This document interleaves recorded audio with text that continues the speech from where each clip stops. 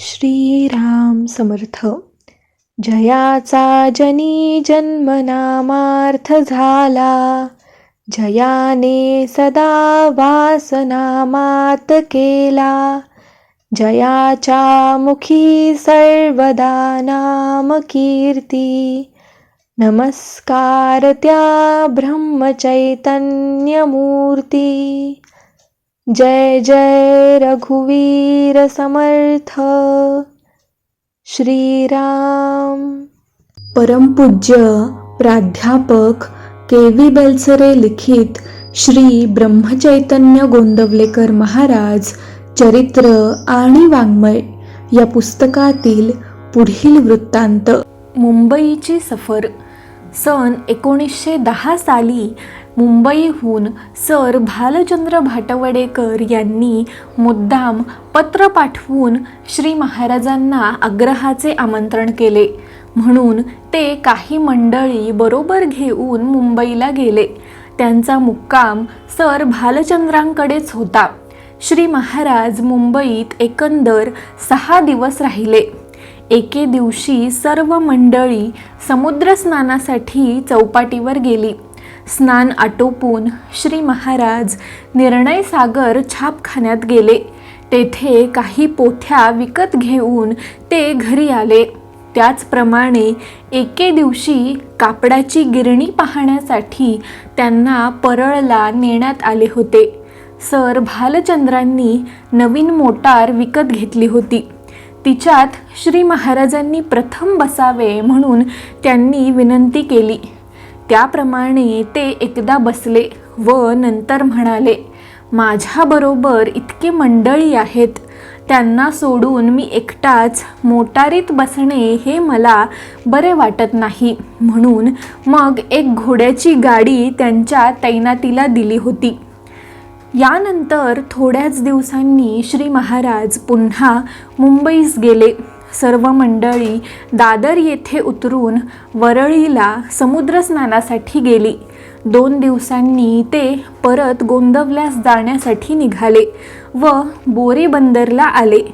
गाडी निघण्यास 20 मिनिटे अवकाश होता. इतक्यात एक मध्यम वयाची स्त्री दर्शनास आली. ती पांढरे शुभ्र पातळ नेसली असून तिचा चेहरा पाणीदार होता. डब्यात चढून तिने श्री महाराजांच्या पायांवर डोके ठेवले. त्यांचा हात आपल्या डोक्यावर ठेवून घेतला आणि आज्ञेप्रमाणे वागतेय एवढे 2च शब्द त्यांना सांगितले. मग राम मागे उभा आहे इतकेच श्री महाराज बोलले आणि ती निघून गेली. नंतर श्री महाराज म्हणाले, ही कोण आहे ठाऊक आहे का? इंदूरच्या एका सरदाराची बायको ही. नवरा पूर्ण व्यसनी आणि उधळ्या. ही चांगल्या चांगल्या बुवांना लाजवील अशी परमार्थाची अधिकारी. काय प्रारब्धाचा योग पहा. पण अलीकडे नवऱ्यामध्ये पुष्कळ सुधारणा झाली आहे. राम तिचे आणि तिच्यामुळे त्यांचेही कल्याण करील. जानकी जीवन स्मरण. जय जय राम. हुबळीची रामस्थापना. हुबळीला श्री महाराजांची बरीच मंडळी होती. तेथील सावकार चिदंबर नाईक करी यांनी इतर लोकांच्या सहाय्याने एक श्रीरामाचे मंदिर बांधले आणि रामाची स्थापना करण्यास श्री महाराजांना आवाहन केले.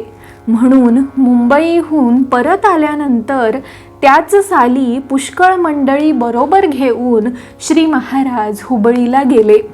गावातील प्रतिष्ठित मंडळी त्यांना स्टेशनवर सामोरी येऊन वाजत गाजत सर्वजण मुक्कामावर गेले. ज्या दिवाणखान्यात श्री महाराजांना प्रथम नेऊन बसविले तेथे त्यांच्या दर्शनासाठी विलक्षण गर्दी उसळली. 3-4 तास सारखे लोक येऊन पाया पडून जात होते. रात्रीचे 9 वाजले तरी गर्दी कमी होण्याचे चिन्ह दिसेना. तेव्हा तबीबांनी श्री महाराजांना मागच्या दाराने हळूच बाहेर काढले आणि वरच्या मजल्यावर एका खाजगी खोलीत नेऊन बसविले. त्यांच्या सेवेला एक मनुष्य दिला. व त्या बाजूला कोणास येऊ देऊ नये असे त्याला बजावून तबीब निघून गेले. खोलीमध्ये कोनाड्यात एक मेणबत्ती जळत होती. सेवेकरी मनुष्य त्यांना पंख्याने वारा घालीत होता. श्री महाराजांनी त्याला बोलण्यात गुंतवून पंखा आपल्या हातामध्ये घेतला आणि स्वतःस वारा घेण्याचा आविर्भाव करून पंख्याने मेणबत्ती विझवून टाकली. एकदम अंधार झाल्यामुळे कोणास काहीच दिसेना. सेवेकरी मेणबत्ती लावण्याच्या खटपटीत गुंतला होता. इतक्यात श्री महाराज अगदी हलक्या पावलाने खोलीबाहेर सटकले आणि दिवाणखान्यात पुन्हा येऊन बसले. दर्शनाची वाट पाहत असलेल्या त्या लोकांना श्री महाराज आलेले पाहून परमानंद झाला. त्यांचे दर्शन घेणे सुरू झाले.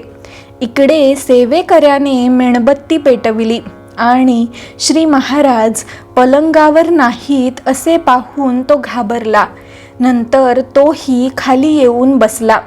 सर्व लोकांना मनसोक्त दर्शन झाल्यावर रात्री 11 वाजता श्री महाराज मोकळे झाले. ज्या दिवशी रामाची स्थापना व्हावयाची त्याच्या आदल्या दिवशी श्री महाराजांना ताप आला, तरी त्यांचे कार्यक्रम यथास्थित चालू होते. सकाळी मंदिरात जाण्यासाठी सर्व मंडळी निघाली. जरा वाट चालून गेल्यावर श्री महाराज कोणास न कळत एका बोळात शिरले आणि जानकीबाईच्या घरी गेले. ही जानकीबाई भाऊसाहेब केतकर गदग येथे असताना त्यांच्याकडे स्वयंपाकाला होती.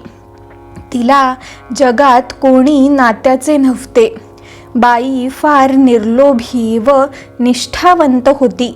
भाऊसाहेबांनी पेन्शन घेतल्यावर ही 75 वर्षांची म्हातारी हुबळीला येऊन राहिली होती. गल्लीमध्ये असलेल्या एका वाड्यामध्ये तिची एक लहान खोली होती. ही खोली म्हणजे मूर्तिमंत दारिद्र्य, राजाचे ऐश्वर्य ज्यांच्या पायावर लोळत आहे असे श्री महाराज दत्त म्हणून आपल्या घरी आलेले पाहून जानकीबाईला एकदम संकोचल्यासारखे झाले आणि त्यांना नमस्कार करून बसावयास देण्याचेही भान तिला राहिले नाही. एका फाटक्या सतरंजीवर बसून श्री महाराज म्हणाले, जानकीबाई, मला कालपासून ताप आला आहे. माझ्या तोंडाला मुळीच चव नाही. कालपासून मी काही खाल्लेही नाही. बुटकुल्यात एवढासा मऊ भात शिजवा आणि आमसुलाचे सार करून मला सार भात खायला घाला. हे ऐकून ती भानावर आली. तिने त्यांना नमस्कार केला आणि आपले अंथरूण घालून त्यावर पडण्यास सांगितले. शेगडी पेटवून तिने लवकर लवकर सार भात केला आणि श्री महाराजांना खरोखरीच आपल्या हाताने भरवला. भात खाऊन झाल्यानंतर हात धुवून श्री महाराज जाण्यास निघाले. जानकीबाई त्यांच्या पाया पडली.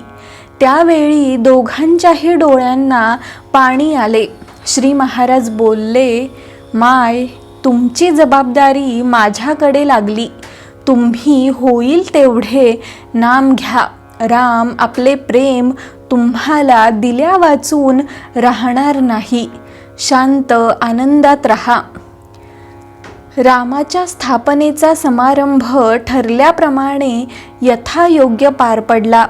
हुबळीमध्ये पूर्वी कधी झाले नव्हते इतके अन्नदान त्यावेळी झाले. नंतर श्री स्वामी सिद्धारूढ यांचे निमंत्रण आल्यावरून श्री महाराज सर्व मंडळींना बरोबर घेऊन त्यांच्या मठात गेले. स्वामी सामोरे आले व दोघांनी एकमेकांना आलिंगन दिले. आपल्या शिष्यांना काही सांगावे अशी विनंती स्वामींनी केली असता श्री महाराज म्हणाले, आपण प्रत्यक्ष हजर असताना मी काही सांगावे हे योग्य नाही, पण आपले दर्शन झाल्याने मला मोठा आनंद झाला. त्या तऱ्हेच्या आनंदात आपल्या मंडळींनी नेहमी राहावे असे मला वाटते. नंतर मंडळींना उद्देशून ते बोलले, तुम्ही सर्वजण फार भाग्यवान आहात, म्हणून स्वामींचा सहवास तुम्हाला लाभला आहे. त्यांच्या वचनावर पूर्ण विश्वास ठेवून प्रपंचात राहाल तर आणखी काही परमार्थ करण्याची जरूर नाही. भगवंताचे अखंड स्मरण राखावे हीच स्वामींची आज्ञा आहे, याची मला खात्री आहे. ते स्मरण राखण्याचा तुम्ही प्रयत्न करावा. त्यासाठी नामस्मरण करावे आणि त्यासाठीच संतांचा सहवास करावा. असे जो करील त्याच्या हाताला धरून स्वामी भगवंतापर्यंत पोचवतील, ही मी हमी देतो.